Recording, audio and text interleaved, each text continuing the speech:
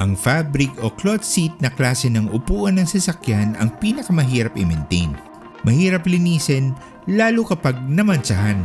Pero sa dami ng mga available na bago at effective na chemicals panglinis, pinadali ng mga ito ang trabaho. Katulad nitong project na ito, hindi ako gagamit ng steamer o extractor para linisin ang mga upuan ng sasakyan na ito. Punas-punas lang. Parang imposible, di ba?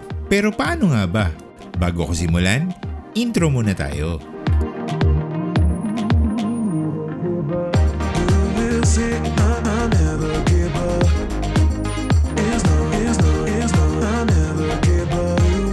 Ito ang part 15 ng aking 2018 Honda City Series. Nasa playlist ang ibang video tungkol ito sa pag-restore ko ng sasakyan na ito. Sana panoorin nyo rin ang buong series. Maraming salamat po. Tatanggalin ko muna itong mga seat covers. Ito ang kadalasang nilalagay ng mga car owners para hindi dumumi at mamansahan ang mga upuan. Ang iba nga leather seat covers pa para punas-punas lang ang linis at iwas mancha pa.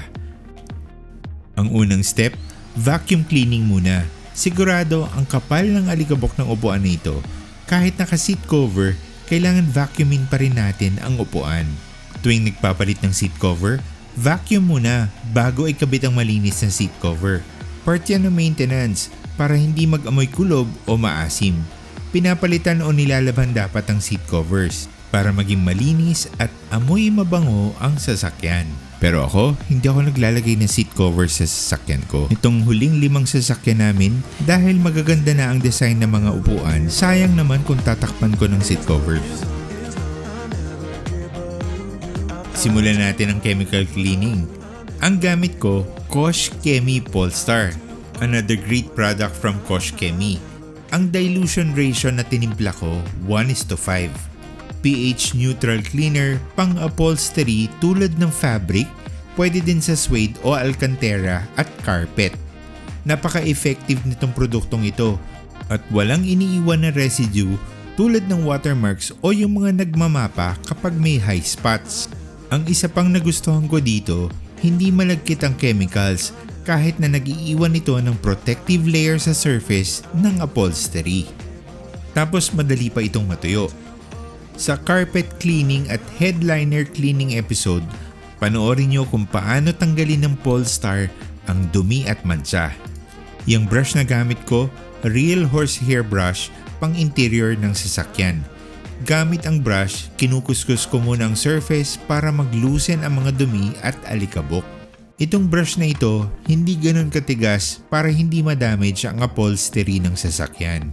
Yung bristles nito, safe sa carpet. Yung manipis na fabric ng backboard at trunk, hindi nito madadamage. Sa vinyl dashboard at manibela, pwede din. At syempre sa fabric ng upuan at door panel. Hindi ganun katigas o kalambot, sakto para ma-agitate ang surface to lift up dirt and stain. Sunod, ito yung leveling ng chemical. Gamit ang malinis na microfiber cloth na basa, pinunasan ko yung chemical para walang high and low spots. Nakukuha ng basahan yung mga dumi at mancha. Sunod, pinunasan ko naman gamit ang malinis na tuyong microfiber na basahan para mas madaling matuyo yung surface at para ma-level pa yung chemical. Hindi sobrang basa ang upuan kasi nga controlled application ang ginawa ko. Spray-spray lang. Yung fabric ng upuan lang at ang top layer ng foam ang mababasa. Hindi tulad kapag ginamitan ng extractor, basang-basa ang surface, kaya kaloob-looban ng foam, basa. Tapos hindi rin nasisipsip ng extractor mabuti ang tubig na pumasok sa loob ng foam, kaya mas matagal itong matuyo. Pero kung may wet vacuum ako, pwede rin ito gamitin ngayon. Mas makakatulong ito para mas madaling matuyo. Pero ito, ambient temperature lang, mga less than 1 hour, tuyo na yan.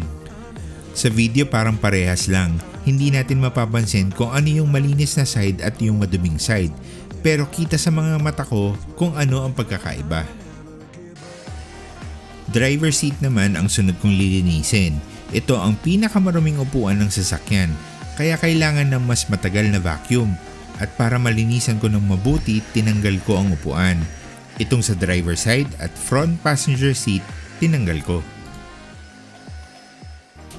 Wala akong pinalampas na area. Itong likuran ng upuan, pati yung mga gilid. Lalo na yung mga sulok, vinacuum ko. Sa application ng Polestar dito, iniba ko. Ang pangit kasi nitong foam sprayer na binili ko, kaya gumamit ako ng malinis na microfiber cloth para makalat ko ng mabuti ang chemical. Tapos, saka ko ito binrush. Itong Polestar, another great product from Kosh Chemie. Nagamit ko nito sa City at sa Terra dahil puro cloth seat ang mga sasakyan namin. I am so happy using Kosh Chemie kasi matipid, madaling gamitin at higit sa lahat, effective. Itong sa gilid ng upuan at nasa sulok malapit sa handbrake, parang may molds na. Marami na sinalong pagkain itong area na ito. Dahil wala akong maliit na brush, direct application ang ginawa ko sa Polestar sabay kuskus ng microfiber cloth. Pinagtsagaan ko lang, same process pa rin syempre. Ito yung isang dahilan kung bakit gusto kong nakatanggal ang upuan para linisin. Ito ngayon yung kinalabasan.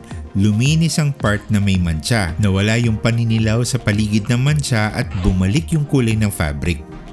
Ito namang sa lower part ng upuan, may spot na mancha. Mukhang liquid stain ito. Sinubukan ko punasan niya ng basang-basahan pero hindi natanggal. May seat cover pa yan ha, tumagos pa rin ang mancha. Ito na siya ngayon, wala nang stain.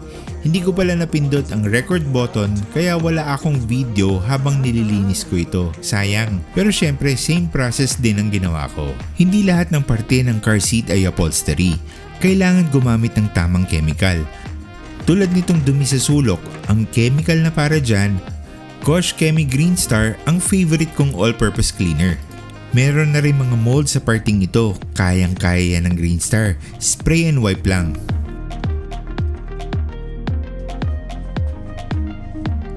Next, itong bakal ng seatbelt. Attention to detail, hindi ko ito papalampasin. Kailangan linisin yan. Green Star at detailing brush lang ang katapat niyan. Ganun lang. Ito metal naman.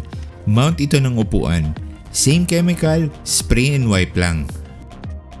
Itong part ng seat adjustment, madalas nahahawakan at expose sa basa, dumi at alikabok tuwing bubuksan ng pinto. Vinyl ang material niyan. Kosh Chemie Green Star pa din, kailangan ko lang siguraduhin na lahat ng area, yung mga sulok, yung mga kanto, makover ko.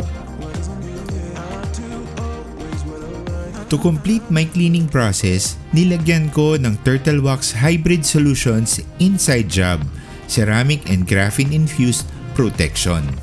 More about this great product sa interior detail episode. Kahit na all-in-one ito, mas gusto ko na i-APC muna lahat ng vinyl surface dahil sa dumi. Tapos, saka ko siya nilagyan ito. Syempre, hindi dapat kalimutan itong headrest. Maliit na part, kaya mabilis lang ito. Same process lang din para masiguro lahat ng parte ng upuan malinis. I hope I was able to share something helpful with this video. Kung nagustuhan ninyo, paki-like naman. Pero kung na-consider ninyo na mag-subscribe sa channel na ito for more videos, maraming salamat po at malaking tulong po ito sa akin. Thank you for watching. Stay safe everyone.